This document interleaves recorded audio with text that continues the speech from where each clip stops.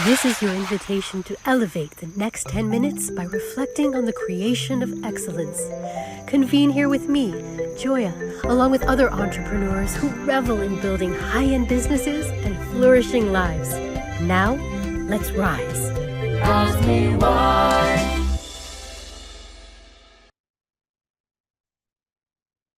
Welcome to The Luxury Paradox, the first of this series that I will share as part of this podcast, exploring some of these paradoxes that are essential to what luxury is all about. And this first one gets into an aspect of one of the most important paradoxes of the luxury experience, which is the combination of the timeless and the timely, to be of the moment and simultaneously eternal. It's a tension that the best luxury brands master.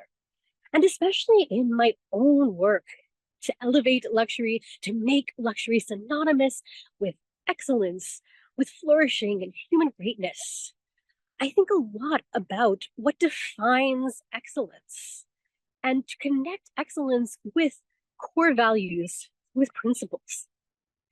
So in this particular episode, I just wanted to share one of the most important observations of how I see people do this well and the ways in which it often goes wrong. It's perhaps obvious to point out that many people don't live by principle at all. It's one of the reasons why I love to ask my guests on the interview episodes of this show about their core values. But even when people have core values, there's still a way to do it well.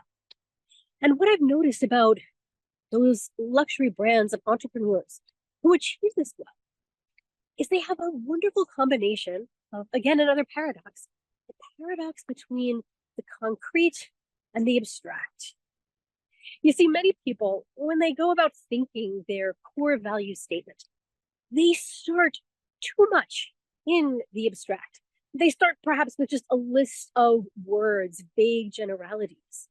And then perhaps they can take those wide abstractions and find points of connection to their brand.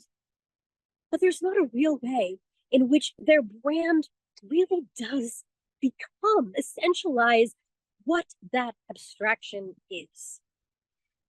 And the people who go about doing this well, I find, actually start out with something more concrete, something of their experience, perhaps a very particular, specific, emotional experience, and then have this wonderful spiral effect between that concrete, very personal experience and the abstraction. One of my favorite examples of this is the artist Louis Comfort Tiffany, the son of Charles Tiffany, who we all know, founded Tiffany & Co. brand, which is still with us today after over 100 years. A wonderful example of a legacy luxury brand.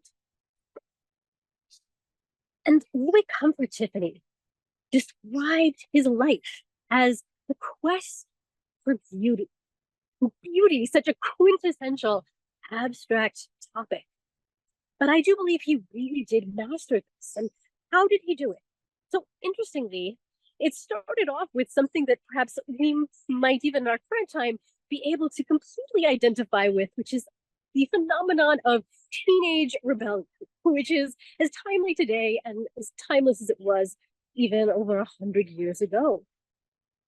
So Louis was rebelling against, as a teenager, the commercialism he saw in his father's brand. And in distinction to that, he wanted his work to be about a quest for beauty. In his day and age, it was just assumed that as the oldest surviving son, he was going to take the reins of the business after his father. But Louis was not content to be just a pale secondary version to Charles. He was going to live his own life on his own principle, which he made then about the quest for beauty. But he didn't just accept that term in this broadly generalized, vague, abstract way. He was able to leverage the wealth and legacy of being the son of Charles Tiffany to travel the world, to explore both widely and deeply what beauty really entails.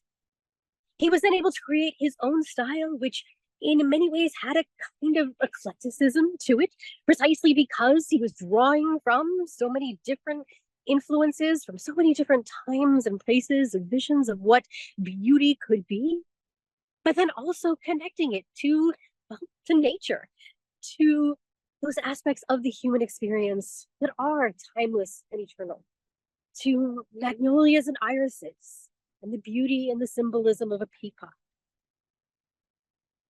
Eventually, later in life, he was able to even combine that quest and love for beauty with the commercialism to create a brand that was successful in its own right, and did such a beautiful job of connecting both the timelessness of this lifelong quest for beauty with the timeliness of his own era, with the technology of fluorescent glass at that time, and the modern conveniences that were emerging at the end of the 19th and beginning of the early 20th century when he was producing art for the interiors and the homes of his patrons.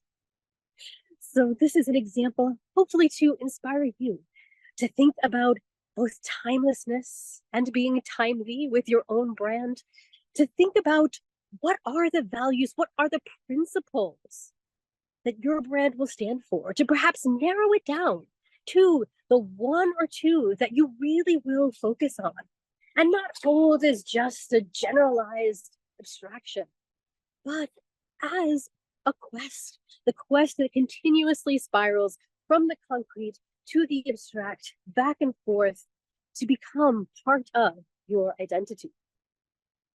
Till next time.